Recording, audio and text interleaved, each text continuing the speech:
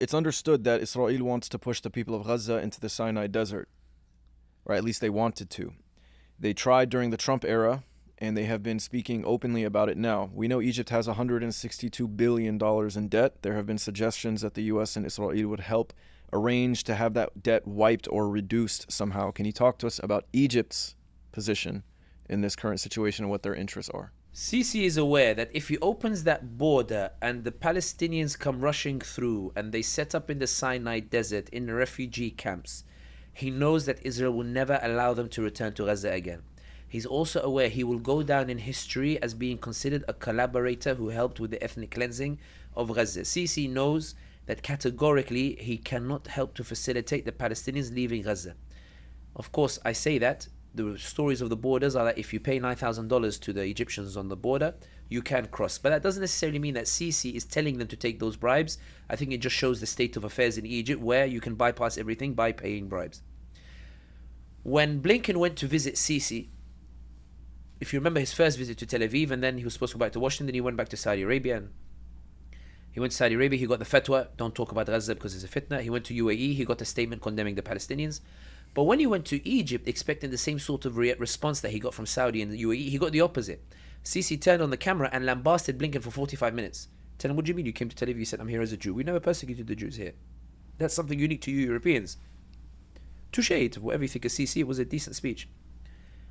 Not only that, when Blinken suggested that they open the border and take in the Palestinians, Sami Shukri, the foreign minister, the Financial Times reported that Sami Shukri had told someone privately, or told the gathering privately, that if they force us to take the Palestinians, we'll load the Palestinians on boats and send them straight to Europe. Like, we won't be forced into this.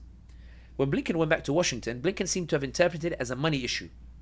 And that's where the rumors came out that the US might forgive some debt or ease the debt. In reality, what happened was Biden on the 20th of October proposed to Congress a $14 billion bill in which that money would be given to Egypt and Jordan in order to facilitate funding those tents for the Palestinians. But on the 28th of October, Biden came out and said, we no longer support the displacement of the Palestinians. And I thought Biden was lying because he lied about the beheaded babies. But John Kirby confirmed it the next day. The reason being is that Sisi dug his heels in. He made it absolutely clear, I'm not willing to take in like those Palestinians and come across the border. Sisi has a problem in that he doesn't enjoy popular support. He has an economic crisis on his hands, and Egypt is boiling. Like, the people are boiling. There was a video, I think, of an Egyptian guy walking through a hay, like an area, like where apartment blocks are. And he's saying, yeah, Ibadallah, like there's a genocide taking place in Gaza right across the border, and we can't do anything like them. And everybody's crying around him, like coming out the windows. Like, you could feel like people are very angry. Sisi's issue is that economically, none of his mega projects have worked. He did an early election because he knows he has to devalue the Egyptian pound, which is going to make things even harder for ordinary Egyptians, but it's a requirement in order to seek external help for his economy.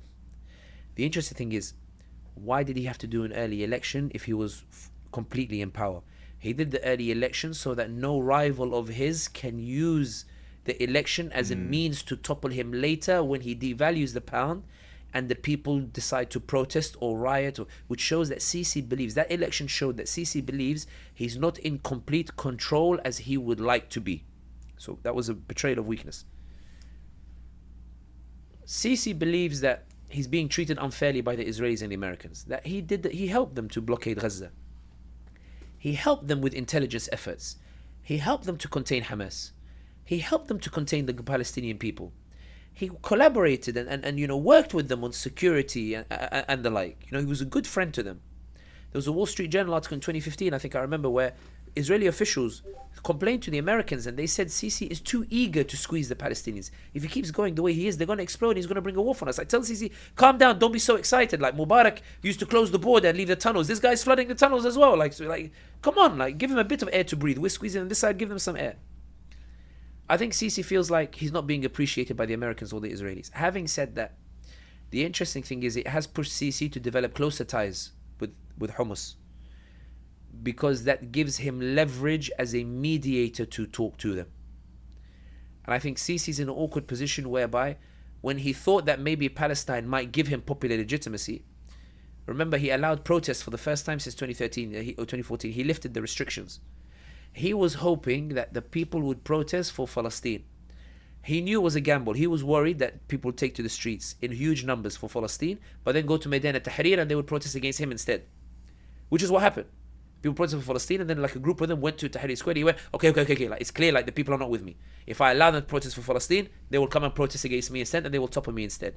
And that's why Sisi is in this very awkward situation whereby he keeps saying to Egyptian people, be grateful for what you have, be grateful you're not Gaza, be great. He went to Somalia next to the Somalian, president. And the Somalian president said, thank you for your cooperation. And in front of the Somalian president, he speaks to the camera and he says, to my Egyptian people, I send you a message. Somalia fell into chaos in 91, 92, and they've never recovered since. They're always in chaos. Like, he's offending the Somalis. He's like, he goes, do you want to be like that?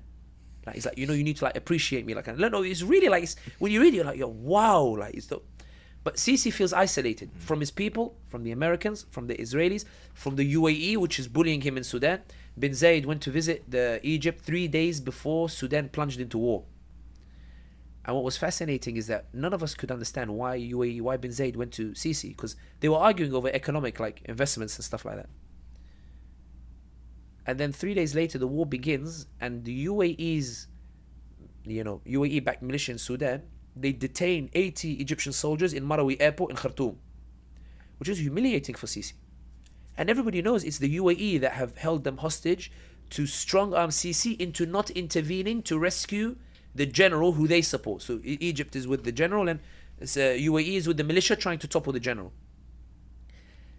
Sisi is in such an awkward position that when the 80 soldiers were released, the Egyptian statement thanked the UAE. Like, thank the UAE, which orchestrated, but thank the UAE for releasing those hostages, to show you how Sisi feels like he's not in a position to mobilize anyway. And that's why I think that, to sum up Sisi, it's not that he cares about Palestinians or Gaza. Like, Sisi feels like, I invested so much with the Israelis and Americans, and now look how they're treating me.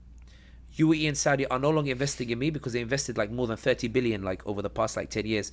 They received nothing, and they're openly saying that they won't invest in me anymore unless the army gives up some of its control over the economy. And if I tell the army to give up some of its control over the economy, they might lash out at me and replace me.